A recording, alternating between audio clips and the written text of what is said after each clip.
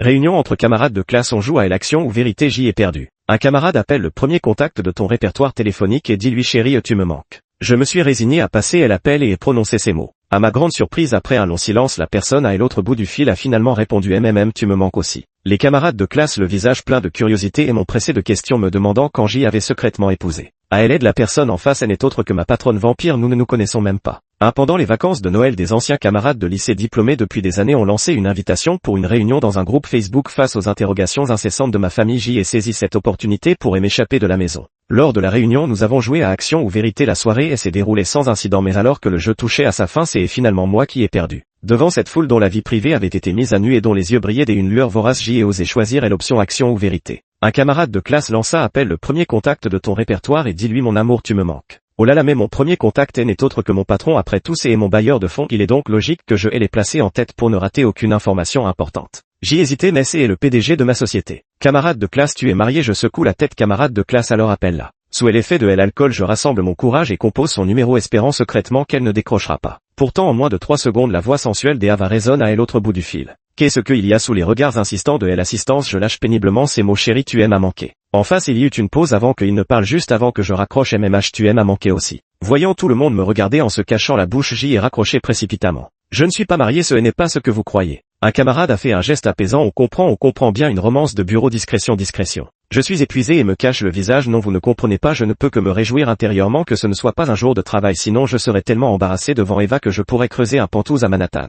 Mais que Eva, cette vampire, puisse dire une telle chose, il y a 80% de chances qu'elle soit ivre et elle aura probablement oublié tout ça demain. Le lendemain, J avait complètement oublié cette histoire de. Le matin suivant Noël, J ai entendu les rires de mon père à travers la porte, puis ma mère a frappé à ma porte. Ethan, lève-toi. Je commençais à me demander pourquoi ma mère était d'une humeur si douce aujourd'hui, parlant d'une voix si douce et calme. Puis elle a dit ta petite amie est arrivée, sors vite. J'y ai sursauté et bondi du lit, ouvrant la porte. Quelle petite amie? La petite amie de qui est là? Ma mère souriait, les pattes des doigts autour de ses yeux bien visibles, bien sur la tienne. Mon enfant, pourquoi cacher une petite amie aussi exceptionnelle? Tu aurais dû nous la présenter plus tôt. Mon regard dépassa ma mère pour se poser sur la silhouette d'une femme assise sur le canapé du salon élancé et la taille fine. Oh là là, ce ne serait pas une arnaqueuse si, ou alors une vendeuse d'assurances. J'ai entraîné ma mère dans la chambre et refermé doucement la porte. Je demandais maman, cette personne ne vous a pas demandé des argent au moins? Ma mère me donna une petite tape. Et bien, qu'est-ce que tu vas chercher là? Cette jeune femme est venue nous rendre visite, alors je lui ai offert un petit cadeau de bienvenue. Comment veux-tu que ce soit une arnaqueuse? Je rougis de gêne, mais maman, je n'ai pas de petite amie. Ma mère marque une pause, une ex, ça compte aussi. La jeune fille est venue jusqu'à notre porte, vous pourriez renouer et elle est vraiment très jolie. En plus, je lui ai donné une enveloppe rouge avec $100. Quoi? Je ne peux réprimer ma stupéfaction alors que tu ne m'as donné que $20. Suis-je vraiment ton enfant? Ma mère me lance un regard noir. Non, tu étais offert avec les céréales. Comment pourrais-je avoir un fils aussi stupide? Bon, puisque ce n'est pas ta petite amie, elle s'est sans doute trompée de porte, je vais la renvoyer avant que ça ne me donne mal au cœur. J'y ai retenu ma mère. Non, je dois récupérer cet argent, sinon ce sera une perte sèche. Espèce des enfants à problème, a-t-elle tenté de m'attraper, mais J ai esquivé avec agilité. Je me suis précipité dans le hall et J ai lancé à la personne joyeuse fête félicitations pour votre fortune. Face à mon patron, J ai avalé la suite de ma phrase. 3. En voyant mon patron impeccablement maquillé, je me suis soudain rendu compte que je n'avais pas encore fait ma toilette avec ma barbe de 3 jours et mes cheveux en bataille. J aurait voulu me faire avaler par le sol tellement j'y étais mal à l'aise. Eva se leva et me regarda avec douceur. Ethan, joyeuse fête. Je restais perplexe, ma patronne avait-elle perdu la tête? Eva poursuivit, je ne voulais pas non plus révéler notre relation si vite, mais quand tu m'as appelé l'autre jour, mes parents ont tout de suite su. Maintenant ils me demandent quand je pourrais te ramener à la maison. En un éclair, je parvins à suivre le fil de pensée d'Eva. C'était sûrement cette nuit où je l'avais appelée. Quelqu'un avait du mal à interpréter notre conversation et maintenant elle venait me salir à son tour pour que je subisse le même sort. Œil pour œil digne d'Eva, cette vampire. Mais est-ce que J ai peur d'elle? Un bouclier humain qui se présente à moi, ce serait dommage de ne pas en profiter. Je l'enlace affectueusement par les épaules et du coin de l'œil je vois Eva qui se fiche, je ne peux m'empêcher de sourire. Papa, maman, laissez-moi vous présenter officiellement Eva, ma petite amie. Je suis assis dans le salon à grignoter des graines de tournesol, la regardant subir l'interrogatoire de mes parents comme lors d'un examen médical et je ne peux m'empêcher de rire intérieurement comme un canard. Eva, toi aussi tu connais ce jour à table, je passe à elle, attaque lui servant sans relâche des plats, du bœuf grillé gras, des oignons crus, du fromage bleu, de la coriandre, des anchois, etc. À la fin du repas, J ai récolté les regards de ma patronne, passant de la perplexité à une colère contenue. Je lui adresse un sourire entendu, je sais que tu adores ça, mange bien, ne te gêne pas. Eva tendit la main sous la table pour saisir la mienne, me serrant légèrement mais fermement. Je te remercie. Sentant la menace, je baissai docilement la tête et me mis à manger tranquillement. Ma mère prit soudain la parole. Depuis combien de temps êtes-vous ensemble? Quand comptez-vous vous marier? Je levai les yeux vers Eva, curieux de voir comment elle allait continuer à inventer cette histoire. Eva me regarda avec douceur. Bien que nous ne soyons ensemble que depuis peu, nous nous connaissons déjà assez bien. Je ne peux pas imaginer à quoi ressemblerait ma vie sans Ethan à mes côtés. Je passai la main sur mes bras couverts de chair de poule, un frisson de dégoût me parcourant. Je levai les yeux vers Eva, lui lançant un regard pour lui faire comprendre de ne pas inventer des absurdités aussi nauséabondes. Un sourire se dessina sur les lèvres d'Eva alors qu'elle poursuivait dans mon cœur. J'espère que nous pourrons nous marier rapidement, mais la mairie n'est probablement pas encore ouverte. Il faudra peut-être attendre encore 2 jours. Quant à la cérémonie, nos 2 familles devront en discuter et prendre le temps de tout organiser correctement sans négliger aucune des formalités nécessaires. Oh là là, ça a vraiment choqué toute ma famille. Ma cuisse de poulet est même tombée de ma fourchette sur la table. J'y ai donné un coup de pied agacé à Eva. Il y a des limites à dire et n'importe quoi. Comment je vais expliquer ça à mes parents, ensuite dire qu'elle est morte et qu'on ne peut pas se marier? Mon père a hésité. Ne serait-ce pas un peu trop rapide? Vous venez juste de présenter à la famille. Eva m'a regardé avec un regard et une douceur incroyable, comme si nous étions vraiment un couple follement amoureux. La bonne personne finira par être avec vous, mais je préfère ne pas attendre. En disant cela, elle sortit négligemment de sa poche une poignée de clés de voiture. Au fait, oncle, pendant les vacances du Nouvel An, vous voulez faire un road trip? J'ai plusieurs voitures dans mon garage qui prennent la poussière. Vous pouvez en choisir une quand vous avez le temps. Ça vous faciliterait les trajets pour aller travailler. Je vis clairement les yeux de mon père et s'écarquiller. Eva se tourna ensuite vers ma mère. Tante, je sais que vous vous inquiétez pour Ethan. J et quelques appartements dans le quartier de Highland. Nous pourrons y vivre après notre mariage et vous pourrez aussi en choisir un pour y habiter. Comme ça, Ethan pourra facilement vous rendre visite quand il aura le mal du pays. Ma mère s'illumina instantanément et un large sourire et sortit son agenda qu'elle claqua avec audace sur la table. Oh là là, ne m'appelle pas tante, tu devrais m'appeler maman maintenant. En tant que l'une des personnes concernées, je restais bouche bée. Après avoir repris mes esprits, je me suis empressé d'intervenir pour mettre fin à cette farce. En fait, nous ne sommes pas. Eva me saisit soudain la main, un doux sourire aux lèvres, et m'interrompit avant que je puisse terminer ma phrase. Nous nous sommes aimés librement et je n'ai besoin d'aucune dot. Je restais silencieux, je capitulais, les vacances étaient terminées, il était temps de retourner travailler. Je serrai le formulaire de demande de mariage dans ma main, refusant obstinément de monter dans la voiture. Eva me fixait à travers la vitre, tapotant le volant à intervalles réguliers, dégageant une pression insoutenable. Tu veux te rétracter face à une richesse soudaine? Il est inévitable d'être étourdi, mais une fois revenu à soi, les doutes et les hésitations ne manquent pas de surgir. Pourquoi veux-tu m'épouser? Je suis si ordinaire et en plus nous ne nous connaissons pas bien. Même si tu cherches quelqu'un pour satisfaire ta famille, tu ne devrais pas me choisir. Je recule prudemment d'un pas. À vrai dire, ces derniers jours j'y ai bien réfléchi. Je soupçonne qu'elle veut m'attirer chez elle pour me voler les reins, ou peut-être prendre mon cœur pour le transplanter à son amour de jeunesse cardiaque, ou alors qu'elle convoite mes cornets. Ava sourit soudain. Tu n'es pas ordinaire, tu es différent des autres, tu es spécial. Son regard semble contenir une eau printanière si doux qu'il pourrait noyer un homme.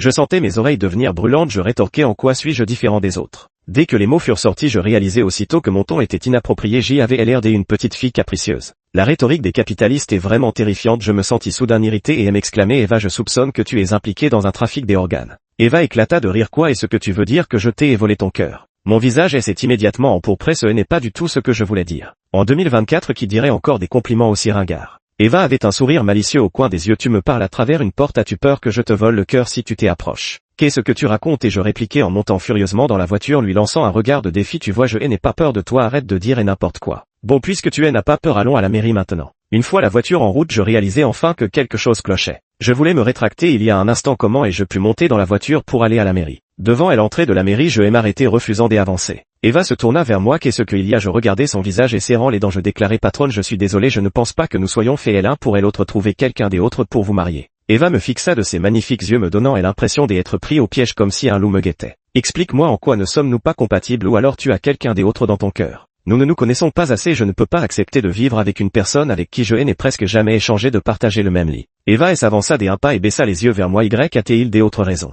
Je gardais la tête baissée et n'osant la regarder. Je ne veux pas non plus sacrifier le reste de ma vie simplement pour de l'argent. Je pense que le bonheur est ce qu'il y a de plus important dans une vie, et de toute façon tu n'as pas spécialement besoin de moi. Eva posa soudain sa main sur mon épaule. Je levai les yeux par réflexe et plongeai aussitôt dans son regard envoûtant. Elle murmura, tu as raison, profiter du moment présent est aussi très important. Je sentais le danger et repoussai sa main dans la panique sans vraiment écouter ce qu'elle venait de dire. Éloigne-toi de moi. En levant les yeux, je remarquai que son expression s'était assombrie, alors je me hâtai d'ajouter, je trouve que tu es trop près, il fait un peu chaud. Je regrettai mes mots dès qu'ils furent prononcés en plein hiver. Quelle idée de parler de chaleur. Ce n'est rien, je ne te force pas, dit Eva, retrouvant son attitude habituelle. J'y ai juste besoin de quelqu'un pour faire face à ma famille, et tu t'es trouvé là par hasard et tu es parfait pour ça, c'est tout. Elle poussa un long soupir. J'y aurais dû être plus clair avec toi dans ce mariage, tu n'auras pas à remplir les obligations conjugales. Si tu rencontres quelqu'un que tu aimes plus tard, tu pourras demander le divorce pendant la durée du mariage, je te donnerai $5000 par mois. J'y hésitais à nouveau. Alors est-ce qu'on dormira dans des chambres séparées après le mariage? Ça dépend de toi, et l'essentiel c'est de faire face à la famille. Pendant le mariage tu pourras te faire rembourser l'achat de meubles ou de cadeaux luxueux. La balance dans mon cœur commença à pencher, ces conditions étaient difficiles à refuser. Eva poursuivit, si tu n'es pas rassuré, je ferai dresser plus tard une liste des conditions mentionnées pour établir un contrat prénuptial. Puis-je encore y réfléchir, demandai-je. Eva jeta un coup d'œil à sa montre d'un ton purement professionnel. Je peux encore t'accorder 3 minutes, j'y ai des choses à faire cet après-midi, pas le temps de perdre mon temps avec toi. Et dans quelques jours, insistai-je. Eva fronça les sourcils puis eut un petit rire teinté de moquerie. Mon temps est précieux, ces vacances sont déjà terminées et tu n'as toujours pas pris de décision, à moins que tu ne te sois moqué de moi depuis le début. Je n'osais plus parler, je ne comprenais pas pourquoi l'attitude d'Eva avait soudain changé, devenant si écrasante. Mais cela m'a rappelé qu'elle était exactement comme ça au bureau, hautaine et impitoyable, sérieuse et intouchable, c'était sa vraie nature. 8 Eva, pressa, tu as pris ta décision, 3 minutes sont passées. Eva avait un ton quelque peu impatient, je me hâtais de répondre, je me marie, je me marie. Je pris une profonde inspiration et franchis le seuil de la mairie comme un héros marchant au sacrifice, la fortune sourit aux audacieux, après tout je ne faisais que me marier, rien de bien effrayant. Je regarde le certificat de mariage fraîchement imprimé dans ma main, encore un peu incrédule. Le certificat de mariage est soudainement arraché de ma main, je lève les yeux et vois Eva le glisser avec une aisance déconcertante dans sa propre poche. Je ne peux m'empêcher de protester, patronne, c'est le mien, un exemplaire chacun. J'y ai réussi à nous marier par mes propres moyens, donc les certificats m'appartiennent, rétorque Eva en me lançant un regard glacial, tu as un problème avec ça. Je clignai des yeux et l'air buté, comme si tu pouvais te marier toute seule, rends-le-moi vite. Eva s'appuya contre la portière, les bras croisés, et me regarda en haussant légèrement un sourcil, tu le veux tant que ça, alors viens le prendre toi-même. Je la dévisageai scandalisée, quelle perverse, comment voulait-elle que je m'y prenne, que je la fouille comme un vulgaire malfrat en pleine rue. Eva ajouta comme par simple souci d'aider, elle offre ne tient pas éternellement, dépêche-toi si tu veux le récupérer. En voyant le sourire malicieux aux lèvres d'Eva, je découvris pour la première fois qu'elle avait un sens de l'humour plutôt pervers en privé. Puisque tu n'en veux pas, tant pis, remontons en voiture, déclara Eva avec une expression de regret. Je t'ai cru, espèce de démon, en observant le sourire triomphant que Eva ne parvenait pas à dissimuler, je me sentais de plus en plus frustré. Elle rit, mais de quoi est-elle si fière, pourquoi ne garde-t-elle pas son visage de glace maintenant? Je fis le tour de la voiture pour ouvrir la porte et m'installer sur le siège passager. Eva ouvrit ensuite la porte de l'autre côté et monta à bord, je lui jetai un regard furtif avant de me tourner immédiatement vers la fenêtre. Petit poisson globe, la voix d'Eva résonna à mon oreille. Elle s'était rapprochée sans que je m'en aperçoive, lorsque je me retournai, je me retrouvai face à son visage parfait agrandi à seulement quelques centimètres de moi et mon cœur fit un bond dans ma poitrine. Je rejetai la tête en arrière et m'éloignant d'elle pour reprendre mes esprits avant de lancer sur un ton accusateur, pourquoi tu t'approches comme ça tout d'un coup, tu m'as fait peur. Eva adopta un ton des plus innocents, on va démarrer et ta ceinture n'était pas attachée. Sur ces mots elle tendit le bras pour attraper la ceinture au-dessus de mon épaule droite et la boucla. J'y ai des mains, tu ne pouvais pas me le dire, grognai-je indigné. Eva leva la main avec sincérité et déclara désolé petit poisson globe, j'y ai eu tort, la prochaine fois je parlerai au lieu de frapper. Tu traites qui de poisson globe, c'est toi le poisson globe? Oui nous sommes tous des poissons globes, répondit Eva d'un ton désinvolte, je t'emmène à la maison pour voir nos parents. Pour rencontrer tes parents, je regardai l'imposante villa individuelle devant moi puis baissai les yeux sur moi-même vêtu simplement et les mains vides, mon cœur se serra d'impuissance. Pourquoi ne me l'as-tu pas dit plus tôt, tu trouves que je suis présentable comme ça? Eva fronça les sourcils, qu'est-ce qui ne va pas, tu as déjà le certificat, tu veux faire marche arrière maintenant? Je restais sans voix, comment pouvait-elle croire qu'un simple bout de papier réglerait tout? Elle prenait le certificat de mariage pour un talisman. Je m'énervé, je n'ai rien préparé, c'est Polissa. Eva éclata soudain de rire, alors comme ça tu tiens tant à l'opinion de mes parents sur toi. Désolé, je n'ai pas pensé à te prévenir à l'avance pour cette rencontre avec ma famille, mais j'y ai tout préparé à l'avance, c'est dans le coffre, je ferai venir quelqu'un pour les récupérer plus tard, entrons à bord, ne t'inquiète pas, ils sont très satisfaits de toi, peu importe ce que tu portes, ils n'auront rien à redire. 10 Arrivé devant la porte, je me suis soudain souvenu d'une chose. Attends, tu n'as pas dit que tu avais quelque chose à faire cet après-midi, comment ça se fait que tu sois rentré si soudainement? Je m'arrêtai la regardant avec suspicion.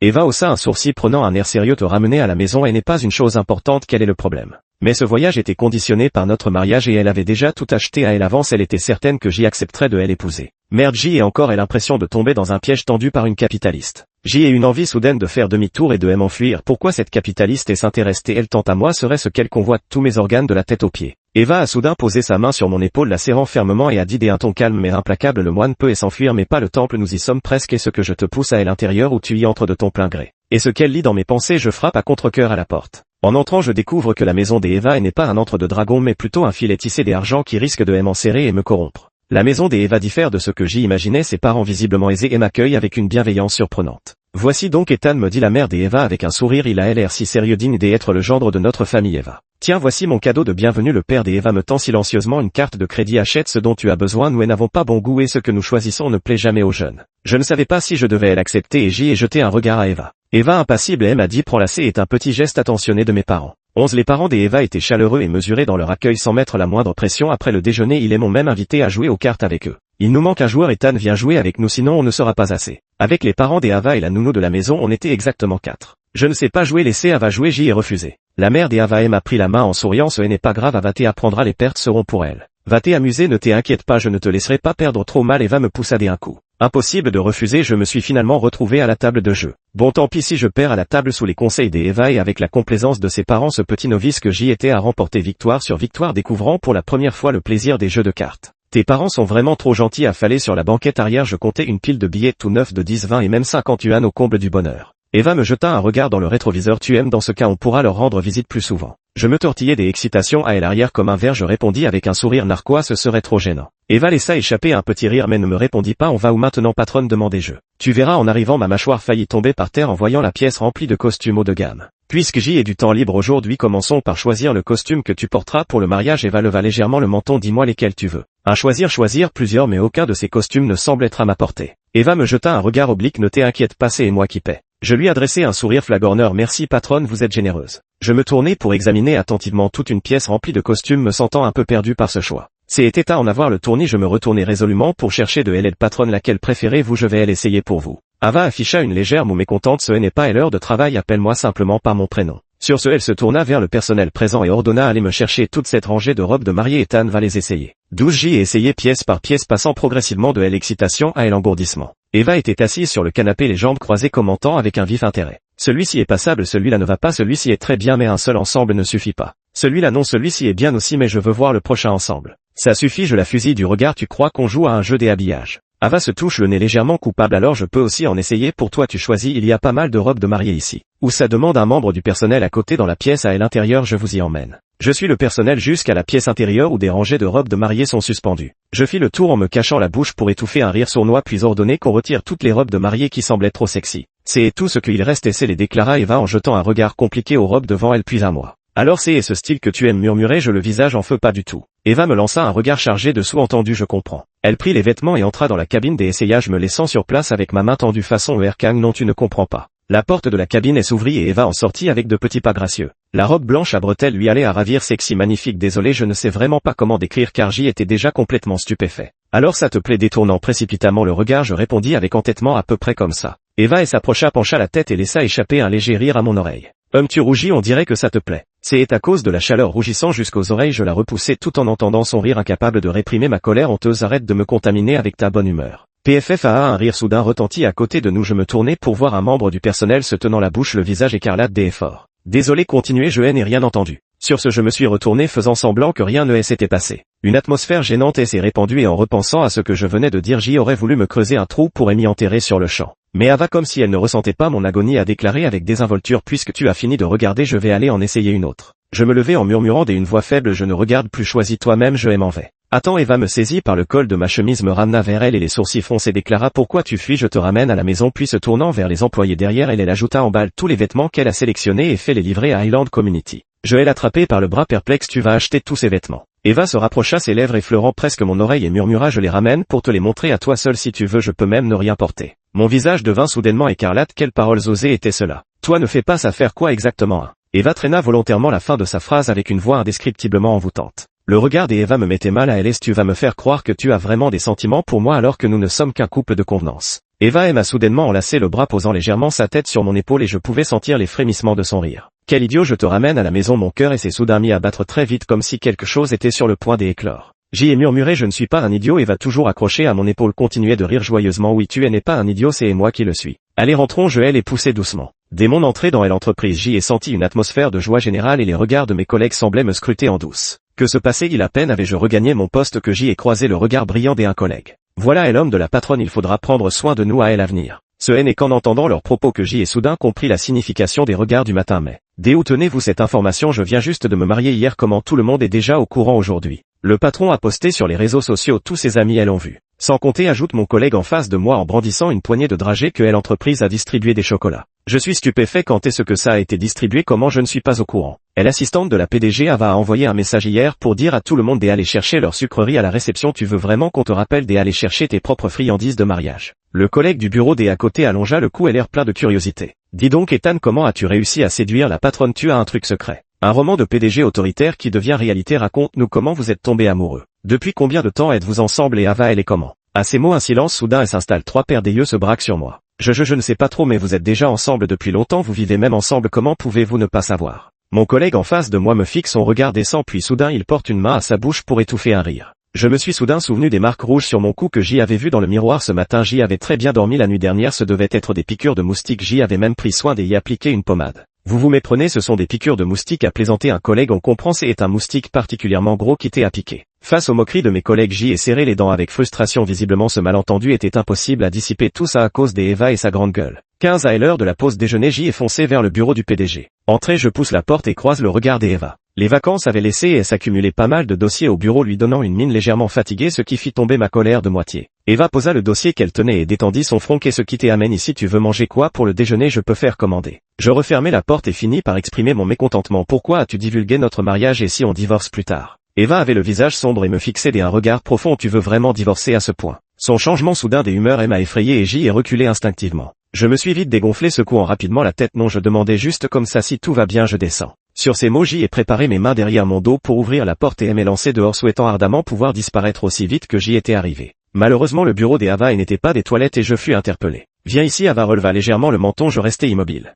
Suis-je si effrayante? Ava rit vexée. Viens ici. Tu ne veux plus le contrat que je t'avais promis de signer. Si je m'approcher à contre-cœur, où est-il? Eva s'appuya nonchalamment contre le dossier de son fauteuil en me regardant. Quoi? Je répondis sèchement et l'accord soudain. Eva croisa sa jambe derrière mon genou et pris au dépourvu. Je perdis l'équilibre et tombai directement sur elle. Tu me fais si peu confiance, dans ce cas ne pas en profiter serait dommage. Eva passa une main sur ma nuque en la caressant. Nous étions si proches qu'un simple mouvement des lèvres aurait suffi pour nous embrasser. À ce moment-là, si je ne comprenais pas les pensées d'Eva, je serais vraiment un imbécile. Je ne parvenais pas à me libérer, le visage rouge écarlate, et j'y ai murmuré avec irritation. Menteur, lâche-moi tout de suite. Eva a remarqué que j'y étais vraiment en colère et m'a soudain relâché pour m'aider à me redresser. Ceci était une blague, mais puisque nous sommes déjà mariés, il y aura forcément des contacts physiques en public. Je pense que tu dois t'y habituer le plus tôt possible. Je me suis enfui comme un voleur dans la cantine du personnel. Je mangeais recroquevillé dans un petit coin avec mon plateau lorsque le téléphone d'Eva a sonné. Où es-tu? Je mange. Où ça? Si tu ne me le dis pas, je vais demander à quelqu'un d'autre. Je piquai rageusement mon riz dans l'assiette, répondant à contre-cœur à la cantine du personnel assis à la table près de la fenêtre tout à gauche. Attends-moi. Des accords. J'y ai raccroché et me suis mis à engloutir mon repas à toute vitesse, bien décidé à partir dès que Eva arriverait. Eva est arrivée rapidement, mais pas aussi vite que ma vitesse à engloutir mon repas. Tu as déjà fini de manger? Eva fronça les sourcils en me regardant. Pourquoi ne pas m'avoir attendu? Le ton d'Eva était plutôt plein de reproches et j'y ai détourné le sujet avec un certain malaise. Pourquoi tu arrives seulement maintenant? Tu n'avais pas fini depuis longtemps. Le visage d'Eva se fige étrangement. Je suis allé aux toilettes. Ça prend si longtemps pour aller aux toilettes? Je lève les yeux vers elle et remarque que ses oreilles sont rouges. Je comprends. Assez était donc la constipation. Alors prends ton temps pour manger et n'oublie pas de manger des légumes et des céréales complètes. Je pars devant. Tu es pressé? Eva retient ma main alors que je m'apprête à prendre mon plateau pour filer. Si tu n'as rien de prévu, attends-moi un peu, j'y ai quelque chose à te dire. J'y étais justement en train de chercher une excuse pour m'éclipser quand Eva reprit la parole. Si tu ne t'en souviens pas, je peux appeler quelqu'un pour interroger ton responsable de département. Je n'ai eu d'autre choix que de lâcher. Tout va bien 17. Les passants alentour, feignant ou non le hasard, se firent de plus en plus nombreux et leurs regards dissimulés me mirent mal à l'aise comme si j'y étais assis sur des épines. Je regardais Eva manger avec une lenteur étudiée et j'y aurais voulu lui fourrer toute la nourriture dans la bouche d'un seul coup. Je ne pus m'empêcher de demander qu'est-ce qu'il y a. On ne parle pas en mangeant ni en dormant, répondit Eva en levant les yeux vers moi avant de les baisser à nouveau. Attends que j'y ai fini de manger. J'y avais envie de lui dire alors mange plus vite, mais son regard m'avait inexplicablement fait naître un sentiment de culpabilité comme si j'y étais un amant impatient et ingrat. Tout ça parce que Eva était trop belle. Enfin, lorsqu'elle eut terminé son repas, la salle était presque vide. Alors qu'est-ce que tu voulais me dire? Pressé, je prévois d'organiser une rencontre entre nos parents ce week-end pour discuter de la liste des invités au mariage. Comme ce sera compliqué, je compte faire appel à un organisateur de mariage. Tu en penses quoi?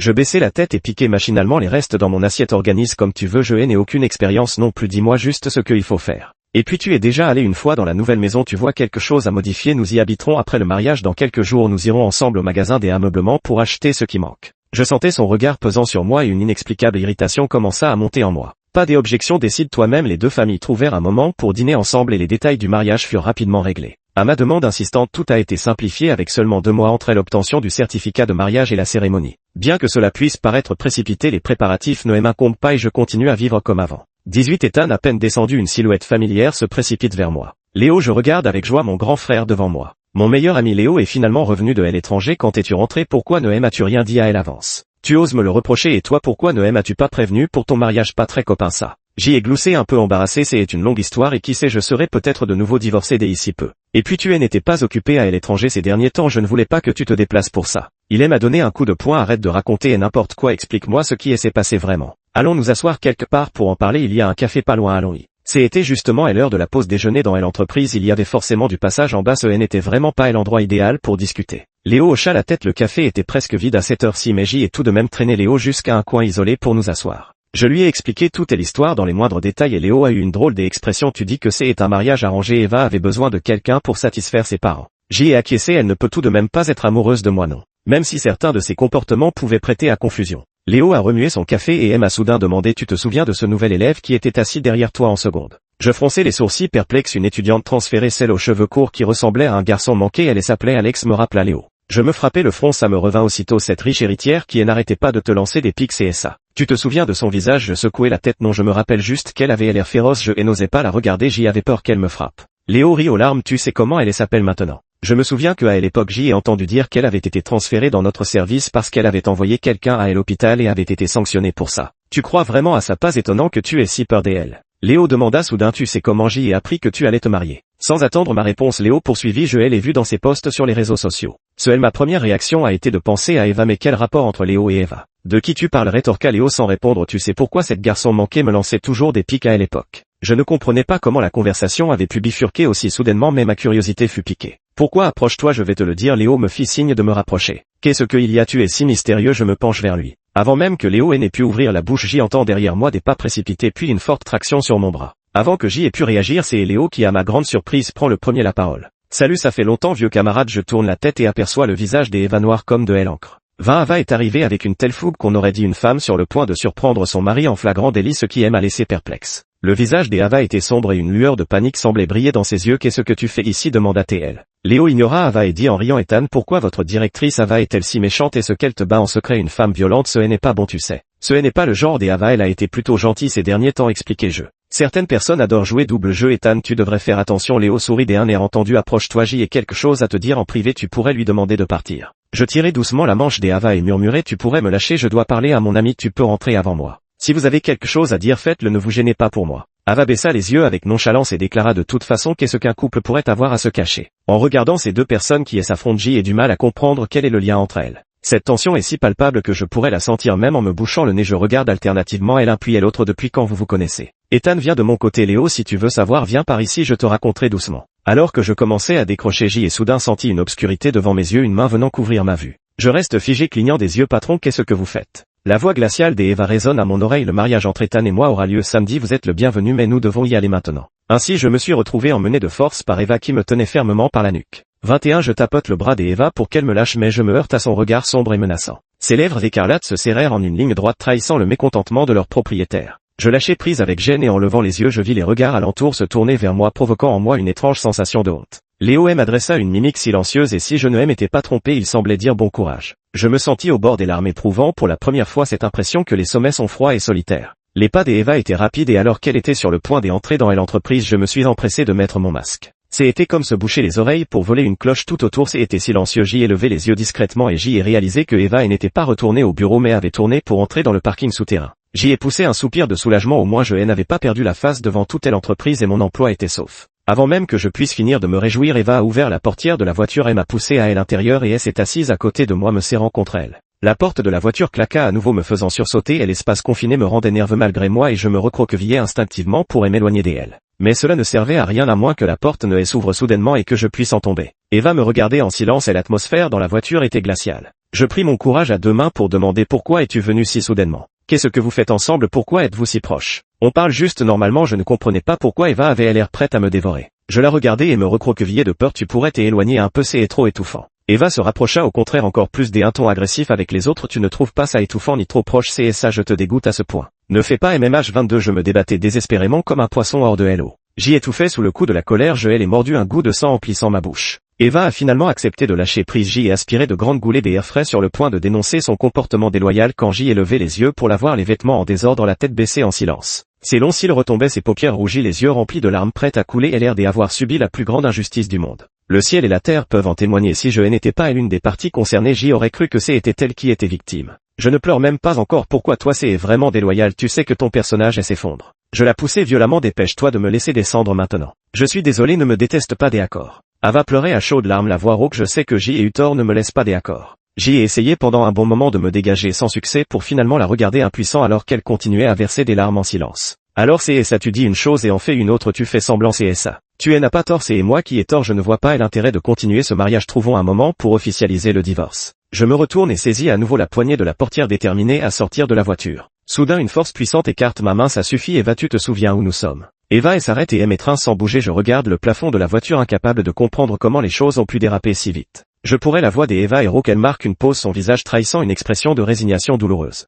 Je peux être ta femme alibi tant que tu veux bien me consacrer un peu de ton temps, ça ne me dérange pas. Qu'est-ce que tu racontes? Qu'est-ce qui ne te dérange pas? Je me redresse brusquement comme un mourant ressuscité. Quelle femme alibi? Il n'est pas de retour, la voix d'Eva se crispe et à la base notre mariage arrangé et n'était-il pas pour lui? Qu'est-ce que tu n'oses pas avouer? Qui ce il dont elle parle c'est Léo qu'est-ce qu'elle a dans la tête des mélodrames à dessous. Léo est mon ami, mon copain d'enfance, mon frère depuis à l'école primaire, nous avons toujours été dans la même école et la même classe. Vraiment, demanda Eva les yeux brillants en me fixant intensément. Je roulais des yeux à l'école, j'y avais l'air mal nourri et quand on me harcelait c'était toujours Léo qui me défendait. Eva me serra la main les yeux scintillants. Alors il faut absolument l'inviter à notre mariage. Je repousse sa main. Dis-moi, depuis quand connais-tu Léo et pourquoi as-tu eu une idée pareille? Ava hésite, tergiverse et détourne la conversation. Il semble que la pause déjeuner soit terminée, je dois retourner travailler. Ava descend précipitamment de la voiture sans même lever les yeux. Attends une minute. Je crie mais loin de la faire et s'arrêter, cela ne fait qu'accélérer sa fuite. Je me souviens de la chemise en désordre d'Eva quand elle est descendue de la voiture, des traces de rouge à lèvres sur son visage et de ses légères marques de larmes. Bon, après tout ce n'est pas moi qui devrais avoir honte. 24 mai, je dois prendre un congé cet après-midi, alors je vais éviter les blagues d'Eva pour ne pas me sentir gêné à mon tour. Je baissai les yeux vers ma chemise trempée de larmes au niveau de la poitrine et me sentis immédiatement mal à l'aise.